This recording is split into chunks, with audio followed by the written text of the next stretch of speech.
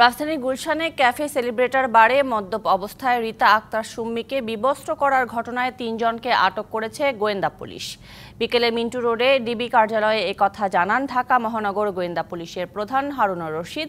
তিনি আরও জানান, রাতে ক্যাফে সেলিব্রেটার বারে সবাই অতিরিক্ত মদ পান করেন, তবে কারো মদ পানের লাইসেন্স ছিল না। কথা কাটাকাটির জেরে ৩ নারী রীতাকে মারধর করেন। সেই ভিডিও সামাজিক যোগাযোগ মাধ্যমে ছড়িয়ে পড়ে।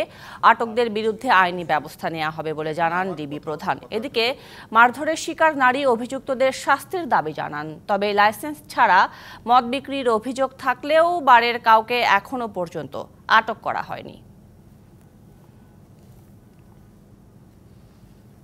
ভবিষ্যতে যদি এরকম কোনো ঘটনা আরো কোথাও ঘটে, আমরা তাদের বিরুদ্ধে কঠোর ব্যবস্থা গ্রহণ করব এবং যে ভারগুলি, বিশেষ করে যে ভারে এই যে অবৈধভাবে লাইসেন্স না থাকার পরেও তাদের কাছে মদ বিক্রি করেছেন এবং নিয়ন্ত্রণ করেন নাই, তাদের বিরুদ্ধেও আমরা আইনগত ব্যবস্থা গ্রহণ করব। 1, 2, 3 ঢাকায় জমি জিতে নিন 100% ক্যাশব্যাক সহ 20 কোটি টাকার পুরস্কার।